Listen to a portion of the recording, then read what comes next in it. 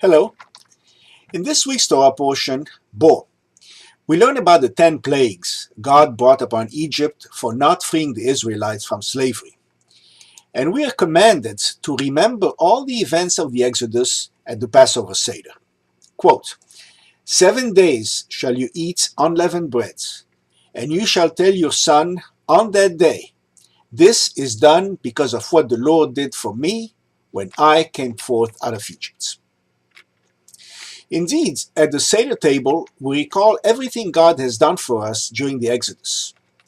15 miracles are recalled one by one in the Dayyenu poem, when we say that even if God had done less for us, it would have been enough. Dayyenu. Let us recall that song, which is more than 1,000 years old. Then ask the question, would it really have been enough? The first 5 lines are about leaving slavery. We say, had he brought us out of Egypt and not executed judgments against the Egyptians, Dayyenu. Had he executed judgments against the Egyptians and not their gods, Dayyenu. Had he executed judgments against their gods and not put to death their firstborn, Dayyenu. Had he put to death their firstborn and not given us their riches, Dayyenu. Had he given us their riches and not split the sea for us, Dayyenu. The next 5 lines are about the miracles. We say, had he split the sea for us and not led us through it on dry lands, it would have been enough, Dayyenu. Had he led us through it on dry lands and not sunk our enemies in it, Dayyenu. Had he sunk our enemies in it and not satisfied our needs in the desert for 40 years, Dayyenu. Had he satisfied our needs in the desert for 40 years and not fed us the manna, Dayyenu. Had he fed us the manna and not given us Shabbat, Dayyenu.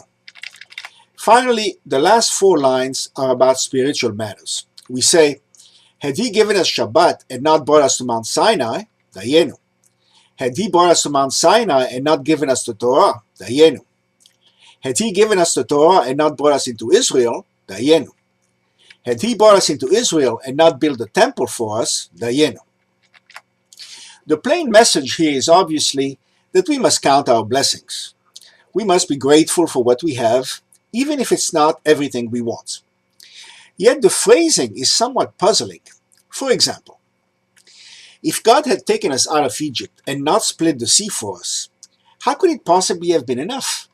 We would have been killed or reenslaved by the Egyptians. It would then have been better to remain as slaves in Egypt in the first place. If God had taken us out of Egypt and not fed us in the wilderness for 40 years, how could it possibly have been enough? We would have died. In this case also, it would have been better to remain as slaves in Egypt. If God had brought us to Mount Sinai and not given us the Torah, how could it possibly have been enough? What would then have been the point of bringing us to the mountain, and why should we be thankful for it? These are good questions, and our commentators provide answers. On the first question, if God had taken us out of Egypt and not split the sea for us, how could it possibly have been enough? Rabbi Eliezer Ashkenazi, the 16th century Egyptian sage, puts the emphasis on splitting the sea, not on saving us. He points out that God could have arranged for a natural way for us to cross the sea, by boat for example, and that would certainly have been enough.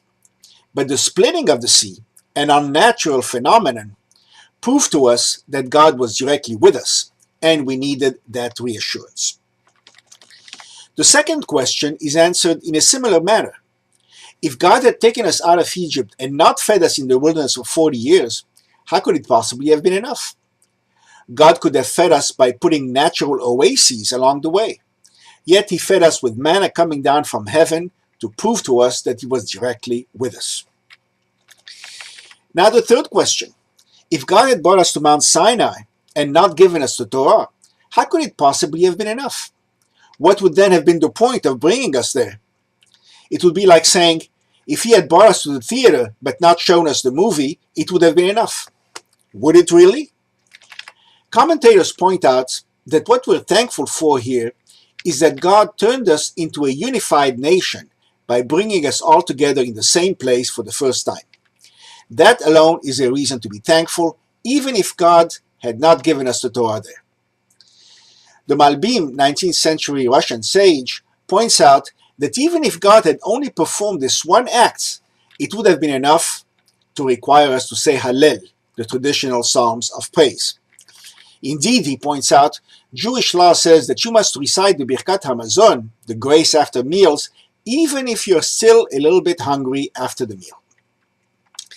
In conclusion, let us quote Ben Zoma, the Talmudic sage, who said, "Who is rich? He who is happy with his lot." Let us learn to say, Dayyenu, it would have been enough. Shabbat Shalom.